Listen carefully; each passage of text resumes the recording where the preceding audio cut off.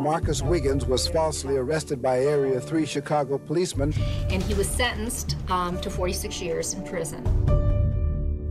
It's hard being locked up for all this time for something you ain't do.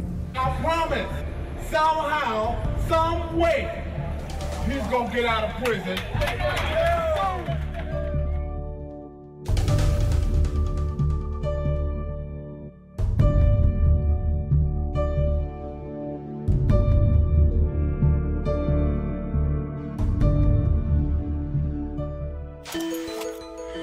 Hello. This is like the rest of your life in prison or freedom. When I found out that I was having an internship at the Center on Wrongful Convictions, I was excited, I was ready for new experiences. And most of the students are coming this experienced with a somewhat of a privileged background. When I first walked up to the center, I was nervous. I was wondering if I just not be prepared for the kinds of things that I'll encounter at a place like this.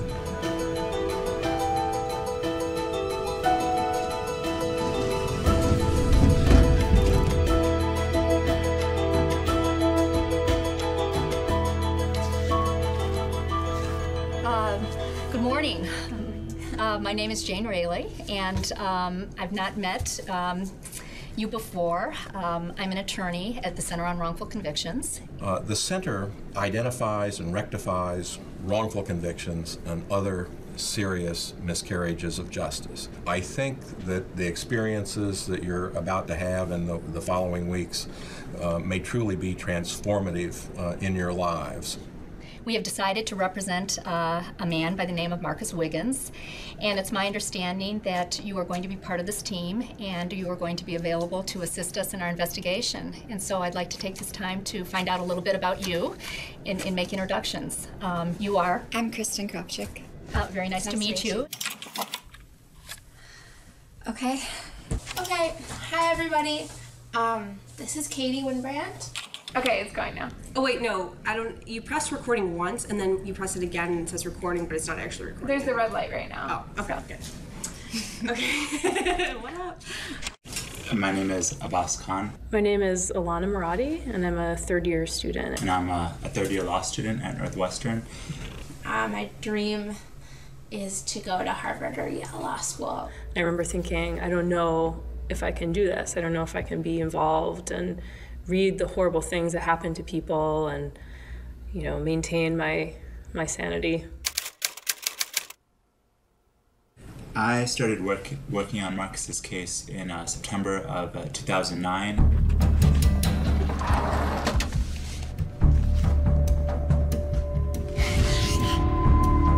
This was a crime that occurred in 1999. Marcus was charged and convicted of first-degree murder of a man by the name of Theophilus Teague.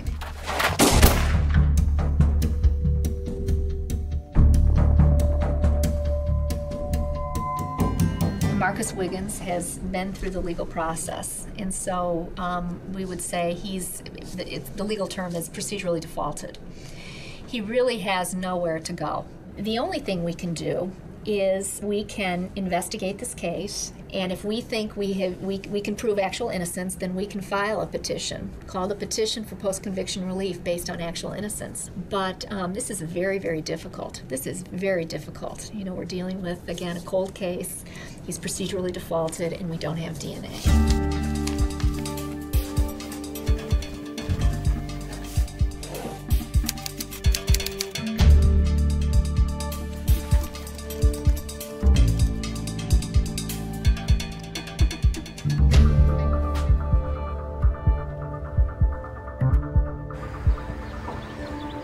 Our client is Marcus Wiggins, and we interviewed his sister, Talitha. They came into the center and told us a little bit about Marcus's personality and his childhood. Oh, he was the funniest person you'll ever know. He imitated a lot of people from TV, like James Brown. He used to dance like James Brown, and we used to crack up laughing.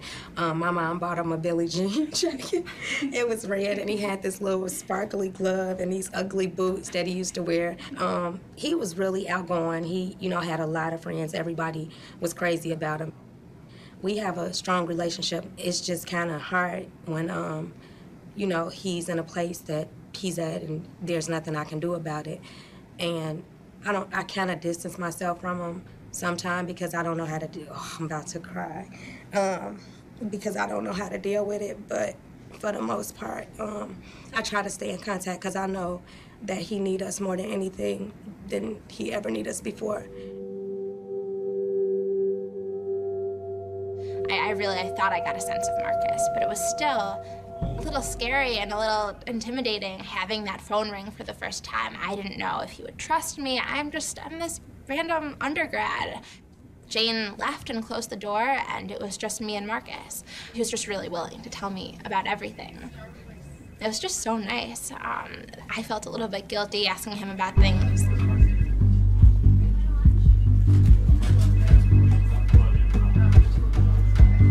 I can assure you that once you visit a client, you become inspired, and it really motivates you to delve more thoroughly into the case.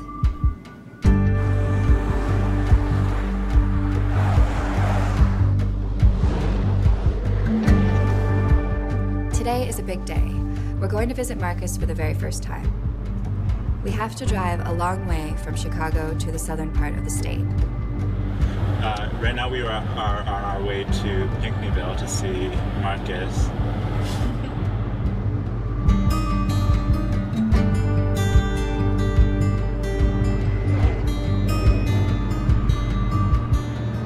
I expect him to be happy to see us because I'm sure it's nice to have any visitors. Coming up, everyone is Northwestern. We're super Asian.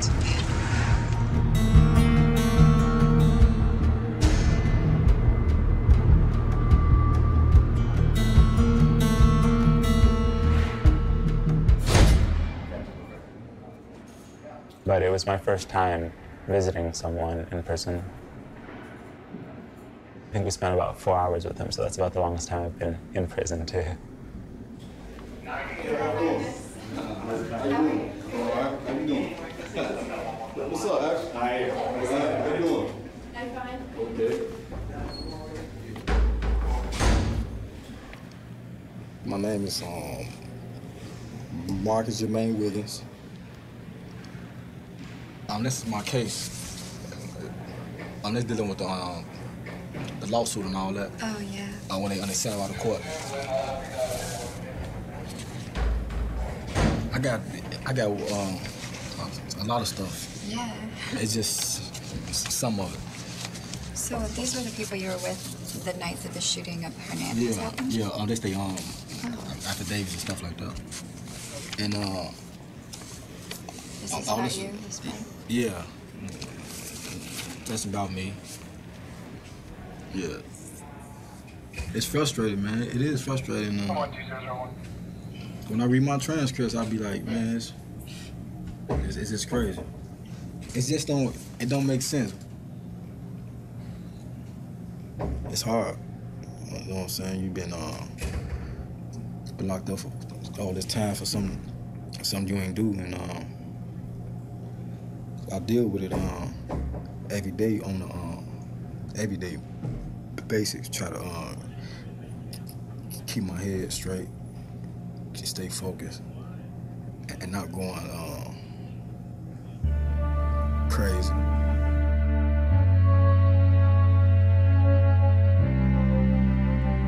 It's really on them and to really come out and just speak the truth about what happened, man. A few hours with Marcus have completely changed how I feel about this internship. Until now, everything has been on paper, and now this whole case and wrongful convictions in general have a real human face for me.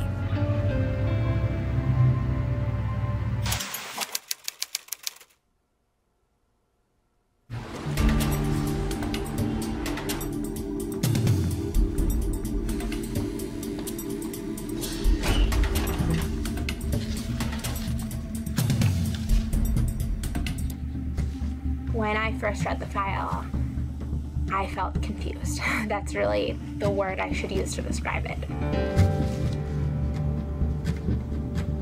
So that they identified him as the driver alone Yeah, it seems kind of strange they would recognize him from behind with like a headrest and through the rear view, you know. All of the witnesses and the different players involved, it's really complicated.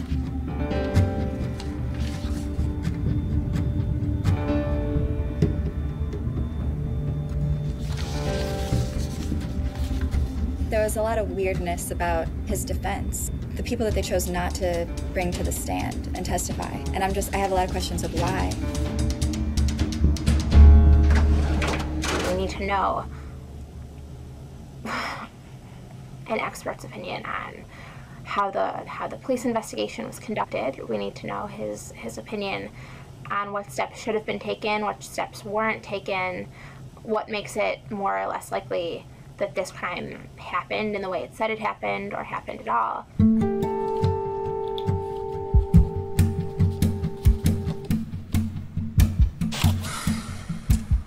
Today is January 8th, 2010. 2 days ago, on January 6th, I went to the home of William Dorsch, who is a retired homicide detective and currently an investigation expert. Through a vacant lot, an offender chased him, shooting while he was chasing him, striking him in the spine and grazing him in the right front. Now that there was no evidence of in the autopsy. Yeah, well, this is the preliminary report. Yeah. It's written by a patrol officer, okay? He does an initial report, and he may give this report from the best of his information to the detectives, but it may turn out that none of this is even accurate. But I tell you, the detectives should do a much better investigation. Could the crime have really happened the way it was described in the police reports? Theophilus Teague was murdered between 9 and 10 in the morning, and Marcus was arrested for the crime early in the afternoon, just a few hours later. It's very fast. We're wondering how the police could be so sure that Marcus was the murderer. One big impression you get is that a lot of the details just don't make sense.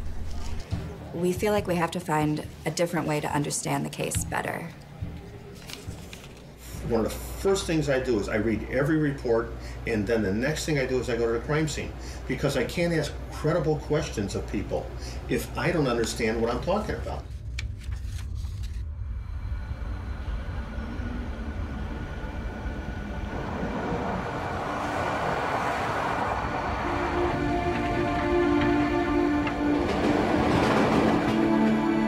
It was the first crime scene I've ever been to, that's for sure. It was a really kind of crazy experience, or a very enlightening experience, to visit the neighborhood or area where a lot of this took place. Relying on what the police reports said, and I should say some of them are conflicting, this was the corner here at Marshfield and 52nd where Marcus is alleged to have gotten out of his car. Here's the alley in between. They started to run, Farley, Tyler, and Teague, but they ran through the empty lot. So he was shot in the alley up here? He was lying. You read about the case, you try to imagine what happened, but it becomes a lot more realistic when you're actually standing on the corner where it occurred, or in the alleyway where Theophilus Teague was shot and murdered. And the shooting was somewhere around here, the spray of bullets.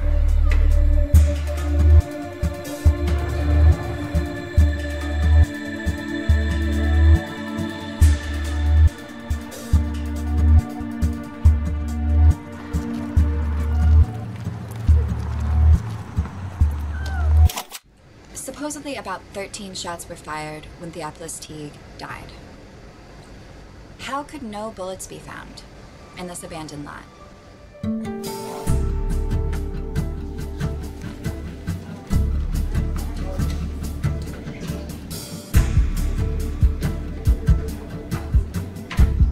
Did the police come to the scene for the car accident? No. So really, it might just never have happened. You're not the first person who has suggested that. Some people have looked at this record and said maybe it just didn't happen at all. Take a common sense look at what the surroundings are, if this really happened the way the prosecution said it was, or would it be more conducive to a body being dumped out of the back of the car? Alana decided to drive back up to see Bill Dorsch and ask him a few more questions.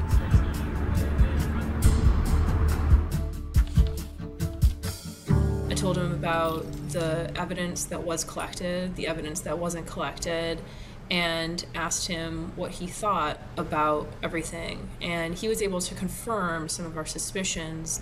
Right. So it appears that they have never done the car, they have never done the crime scene, they've never done a canvas. Right. There's a problem here because it doesn't sound like the police went back to the scene to really look for the bullet evidence. You really don't have the ballistic evidence because there's no shell casings found. What you have only is testimony from people that say, I heard so many shots, correct? Right.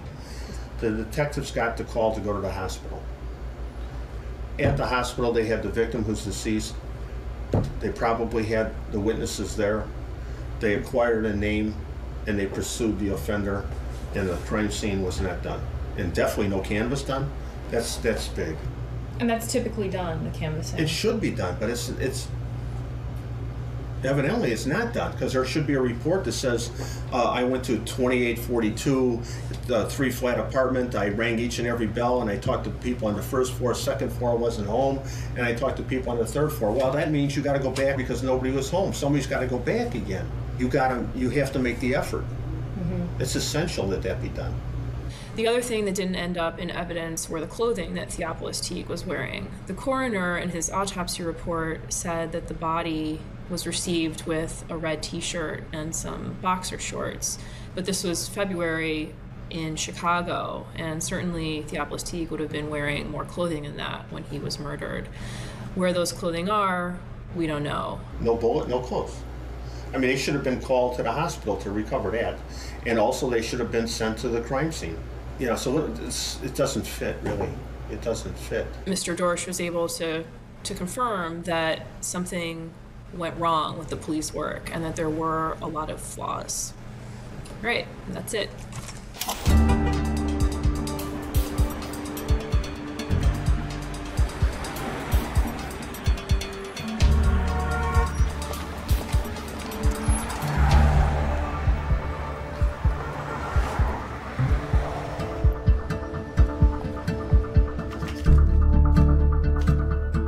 The case seems to stink. Like, there's a lot that seems off about it. I didn't think it would be so obvious that there were errors made or, missing information. The evidence that we were presented with, when I saw it, I was just like, well, it's obvious he isn't guilty. I mean, we have to sort of decide where our investigation is going to take us. And the way I see it, he was convicted based on the testimony of an R.L. Mahan.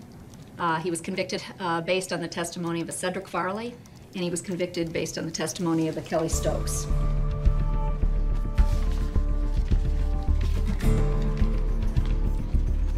But we need to hear from a witness who actually testified at trial that, I lied.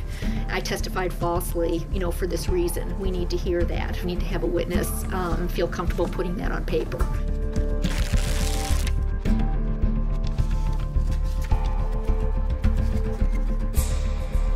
What we do know, though, is that R.L. Mahan did tell people that he lied in the trial against Marcus Wiggins, and that Marcus Wiggins was not there that day.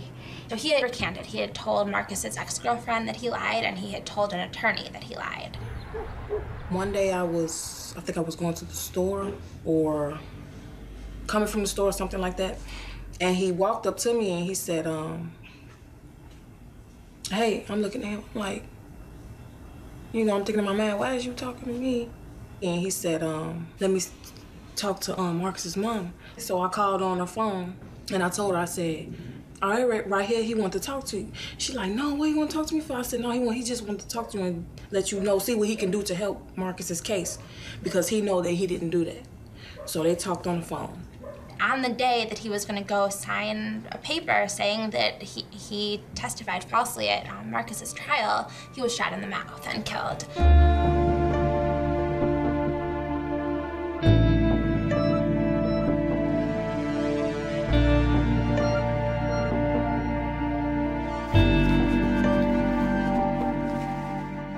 Perhaps the most damaging testimony at trial came from this man by the name of Cedric Farley, and I think he's key to the case.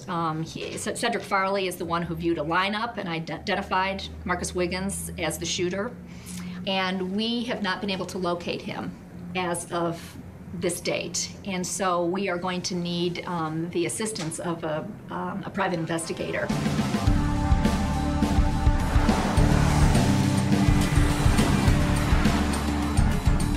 My name is Cynthia Estes. I grew up on the south side of Chicago. I was thinking we could go to the Fairfield address.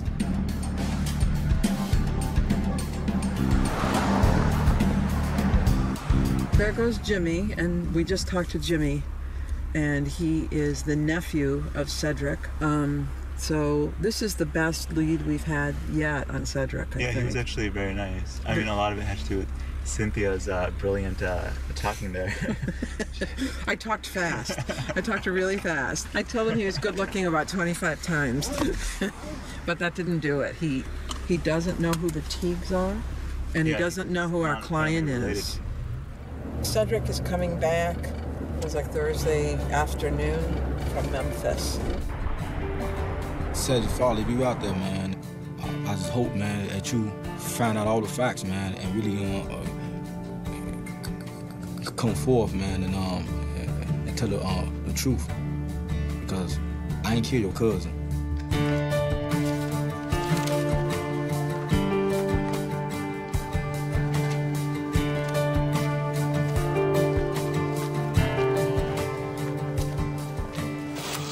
Where are we on trying to locate Cedric Farley? We spoke to a young man, I would say 16, 17 years old maybe, whose name was Maurice. Mm-hmm. And he said Cedric Farley is his uncle and that he does not live at that home. He does not know where Cedric Farley lives. So that's the last update on the Farley situation.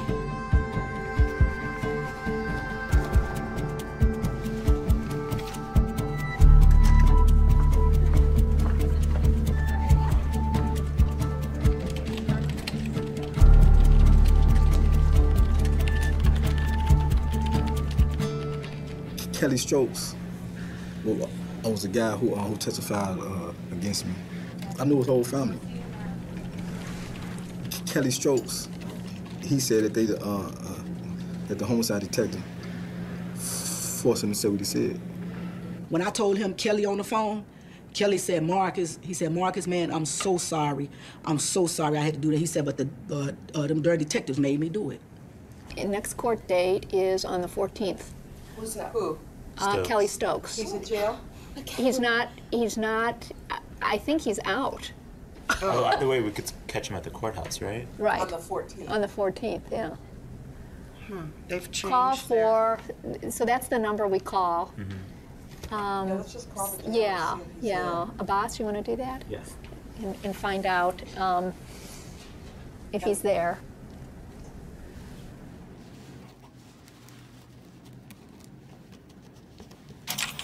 This morning, I met Margaret in the city. Okay, so this is Kristen talking, and me and Margaret are leaving the criminal courthouse. Okay, so there's Margaret driving. We got to the courthouse and got up to the courtroom that Kelly was going to be in, and at first we didn't see him for a while, and we were kind of nervous, like, where is he? You know, and then he came in the door and Margaret recognized him. We went outside of the courtroom and I showed him the affidavit and I asked him to read it and see if there was anything in there that was inaccurate. He read over the entire thing. He said there was no problems with it, that it was all accurate. And he said, he signed it. Basically, it was actually that easy, and surprisingly, then when he signed it, it was just like, oh my gosh. You know, it felt like a huge step to me, like this thing that we wanted for so long is finally happening, and it's just one step closer to Marcus, you know, to getting his petition filed and for Marcus to be freed, so. I'm typing like nothing.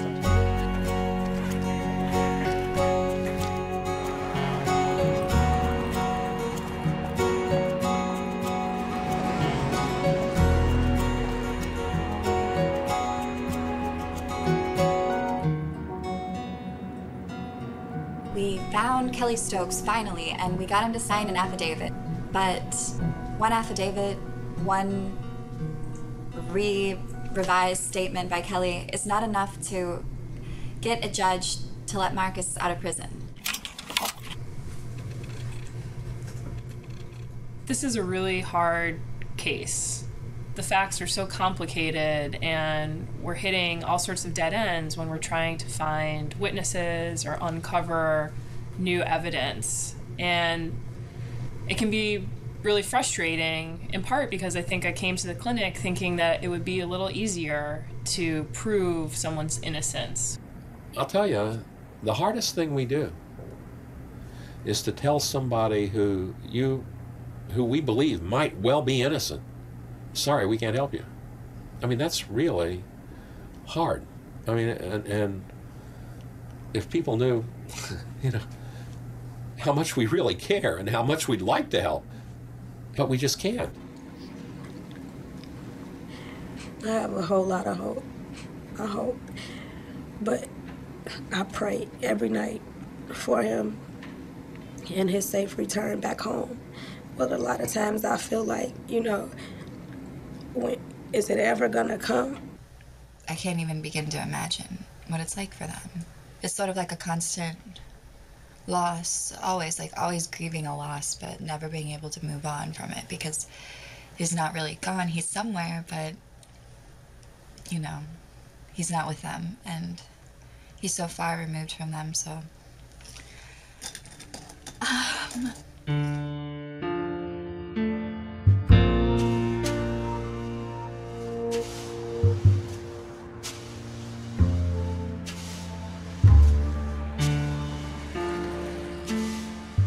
And I'd like to believe that it'll be a good outcome. But at this point, we don't really have a case. I think that there will be a break in the case. I truly believe that, and I don't know when it will happen or what it will be, but I think that something will break.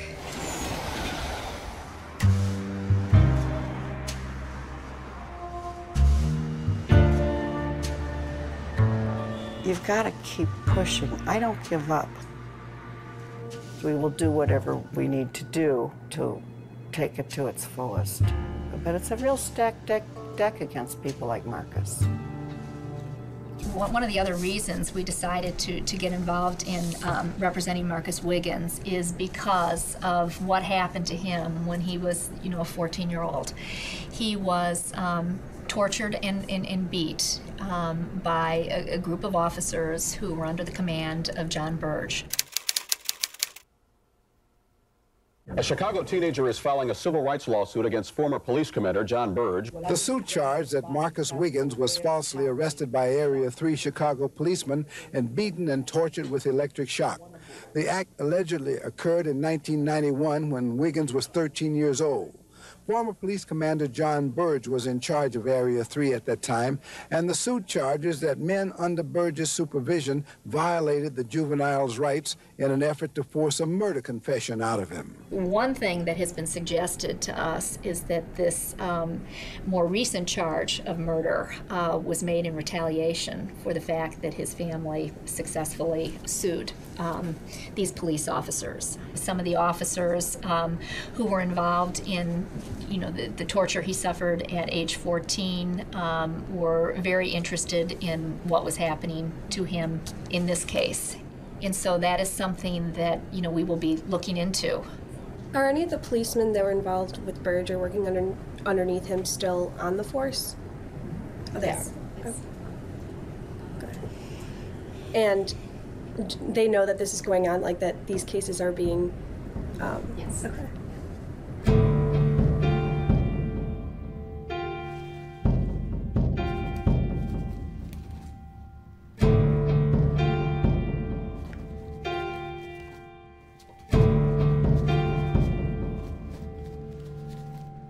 When Marcus's case came to me, I learned that the sergeants were under Burge. It was a Burge case. I knew the detectives worked for Burge.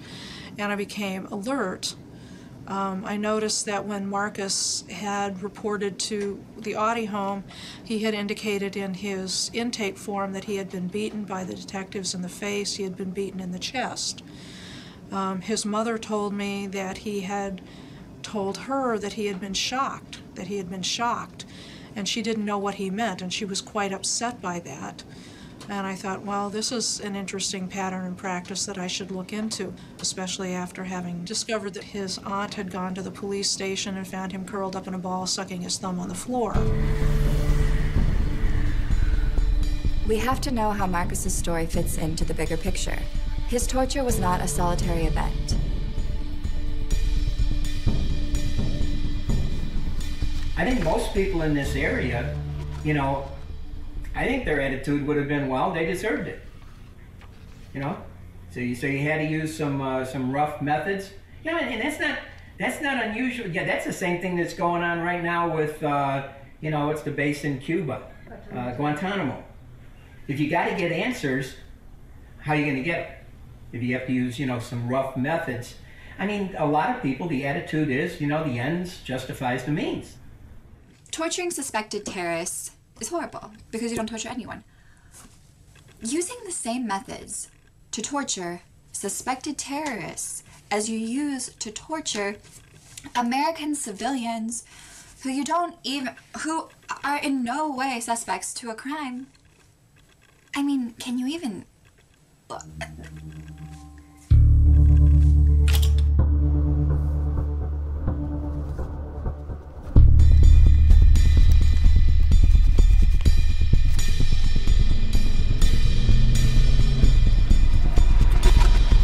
Most of the time, you see police roll on somebody or do something to somebody, you heard about them beating you up, you know, something like that there. Okay, so you get beat up, but you don't get tortured, you don't get almost killed. You know what I'm saying? You don't get electrocuted, you know, needles going, you feel like needles going through your body, over 1,000 needles going through your body at one time. You know, your whole life flash in front of you. You know, and you go numb. You know, you lose the grips in your hands. You know, your ankles, you got handcuffs on your ankles with an electric shock to it and the electricity going through your body. You jumping on the floor like somebody throwing, like you having a seizure or something. People stand up there laughing at you, calling you niggas and stuff like that.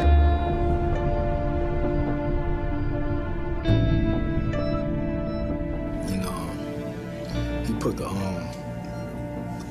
wires on the metal pieces on my hand, and he shocked me. And then when he shocked me, I felt this electric stuff going through my body. I felt my eyes going all around my head. My jaws and my teeth just gripped it. And after they got through, I just it's like I blanked out. I fell on the table, and they came around with a statement and had me to sign it. So after I signed it, they put me in a bullpen, and they took me to the Audi home. Why would you torture somebody if you got the right evidence? You don't have to. You just take them to court and you present your evidence and you got them. Present is Aaron Farrell, Assistant Public Defender, Sean Tyler, Julie Hull, Assistant Public Defender. What happened with Wiggins that made it such a unique case is that you had an eyewitness who rang the doorbell of the family of the victim and told them their son had been shot. He was kneeling down, and Jesse Clemens fired 2 shots and ran. And now they've got a problem because they've got an eyewitness who says, well, one person did the shooting. Then how do you explain away these other kids confessing? Why do you confess to a crime that you didn't commit? Well, you do it if you're tortured. Judge Strayhorn knew that it was a dangerous situation when he issued his protective order in this case for fear of what would happen, ordering no Chicago police officers to have any contact. And when I went to court, the judge, he must have had all them orders to come to court because all of them was there. I pointed them out, and we went from there. The cops that tortured Marcus weren't fired, but the main guy, John Burge, who was their boss, he got fired a few months later. So we have this motive of retaliation that we should be thinking about in the back of our minds.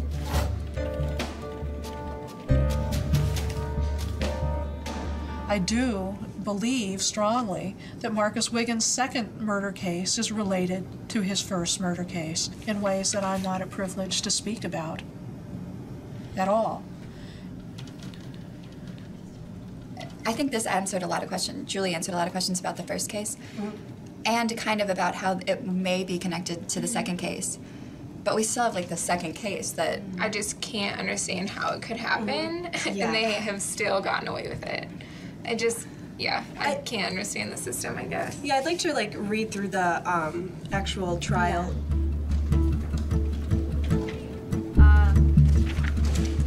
I thought he signed off as a supervisor. Getting his car fixed at the mechanic. Yeah. And then here, I have him take me. we were all confused, and at first we weren't sure. We realized that a lot of the police officer names that we were seeing on the papers and in the file for the 98 case were also in the 1991 case when Marcus was tortured. Officer O'Brien, he was the same one who hit me in the head with the flashlight when I was 13 years old. Stuck his head in the door and say, yeah, we got your ass now, and we gonna make sure we stick you with this one. So go ahead and put your thumb in your mouth now.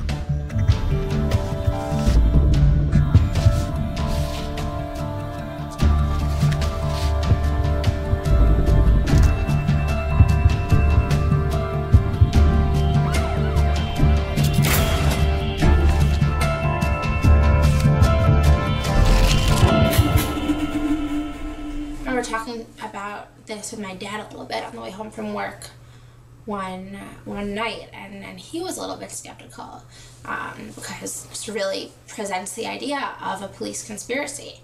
And we like to grow up and think that the police officers are only here to protect us and watch out for us and come to school and talk to the little kids and tell them that the police are our friends. And the truth is, not all of them are, and that's sort of an uncomfortable reality to deal with. We know for a fact that the police tried to set him up for 2 prior murders, and we know that happened. Did it happen a third time? Maybe. We can't say for sure at this point. We know he was tortured when he was 13. We know that they tried to implicate him in a murder that occurred after he was tortured when he was 13 years of age, and he could not have committed that murder because he had an ironclad alibi and was living up in Wisconsin at the time. So there were members of the police department, we know, who did not like Marcus Wiggins, did not like what he stood for, and possibly, were out to get him. Can we prove it in this case? Not yet. And so that's where we're at. That's where we're at.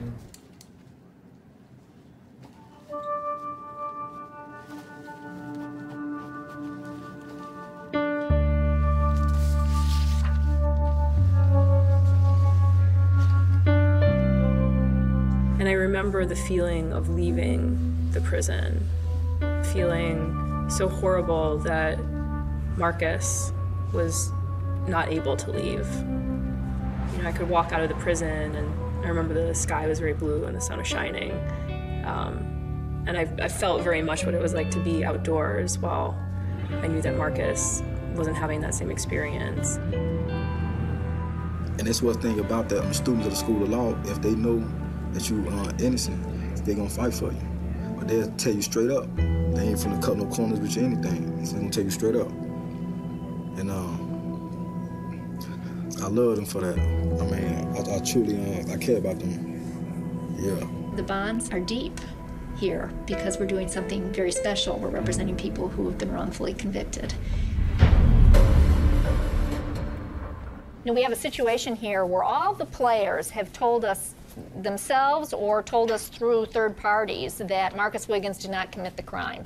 The only person we've not talked to or heard from is Cedric Farley, and he is the, he was the one who gave, key testimony against Marcus Wiggins, and I don't know how we can unravel this wrongful conviction without talking to him and finding out what he has to say. I mean, it's key. Cedric? Yes, it's key. Maybe. Hi. Okay, so I guess this morning, Jennifer did an accurate search to try to find Cedric Farley again. Okay. And we were trying to find Cedric Farley with a name spelled with a C. We want to run some searches. And so, if it's all right with you, Katie has the information. There were some Wisconsin addresses and some Illinois addresses. Yeah, I've got it.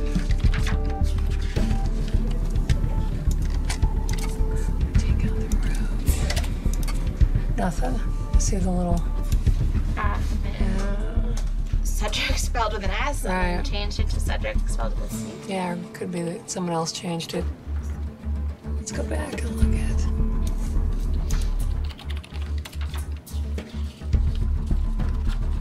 That's where he is now. Oh my gosh, that's the Wisconsin connection. That's him. Yeah. That's him. How come he didn't come up before? I think we were looking CE. We just went SE. He was convicted of a homicide. He's in prison. We know where he is. What? Oh my gosh. So here you go. We've got to find out how we get in to see him. Call that correctional institution and find out what the rules are, and then we just go. Okay. We don't write him a letter. We just go.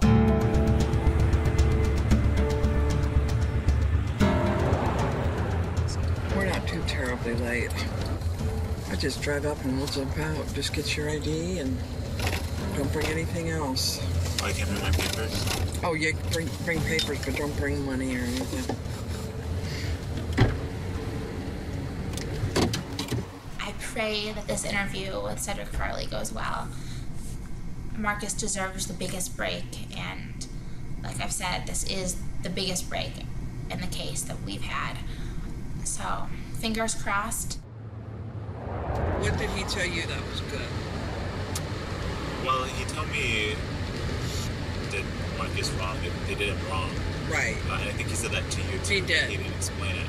So I kept asking him what he meant by that. Hello? You were able to interview him, Cedric Farley? Yes, it was a difficult interview, but He doesn't know who shot Theophilus. He did not see who shot Theophilus. he said to me, and it was very hard to hear him, But he said to me the police did Marcus wrong. they did him wrong. He said that the police did Marcus wrong. Yeah. That's interesting. He said, oh, it was that fucking identification was all fucked up. When they were going to do the lineup, they had him sitting at a Desk, and they showed him a picture of Marcus Wiggins before the lineup. They showed him a picture of Marcus Wiggins before the lineup? Yeah. Well, that's huge. It's huge. And He was telling the boss that was bad, and they shouldn't have done that. and I knew it at the time, and they should not, and I guess it actually had his Name on the picture. And they show that picture to him before he views the lineup. Yeah. That was Jane. Cedric Farley was the last witness we've been looking for. He clearly confirmed that the police wanted Marcus in prison. They wanted him in prison as a revenge for revealing the misdeeds of their colleagues when he was 13. They put witnesses under pressure to point the finger on Marcus as a retaliation for John Burge.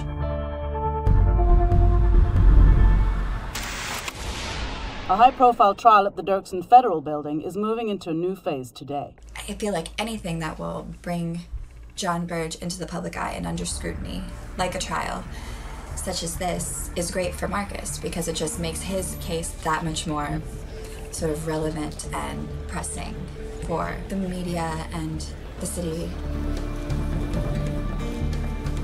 John Burge was seen arriving for court today, but once the verdict was read, he was taken out of the Dirksen Federal Building, away from public view.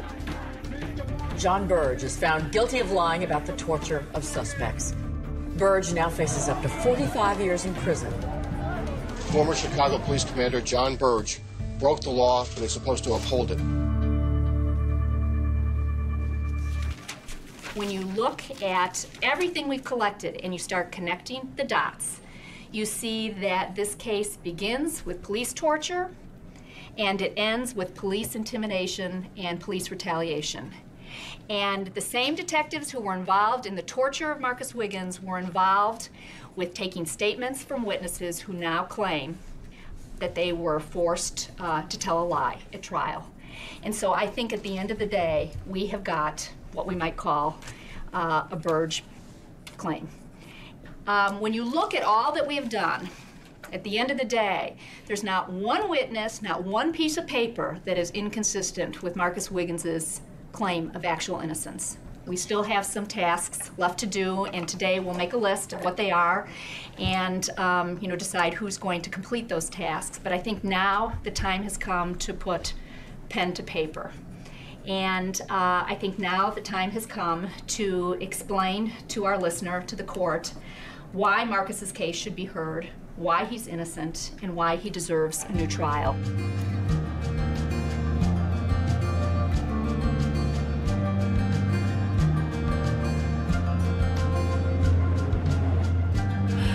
We're all driving to Pinckneyville, I think I'm pronouncing that right, to visit Marcus.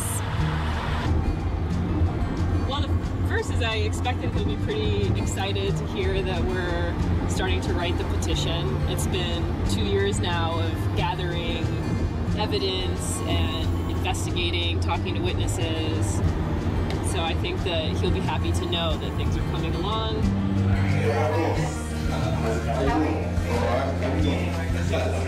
It's gonna feel so good just to get outside that door, you know? It's gonna feel so good. I'm gonna spend a lot of time with my kids and really pay attention to them, listen to what they gotta say, and take it from there, you know? Thank you, Marcus, for letting me into your life in this way. You've changed my life, so I hope that some of the work that I've done in this case will end up changing yours. Like it's something that I'll, remember forever and will affect my life probably forever.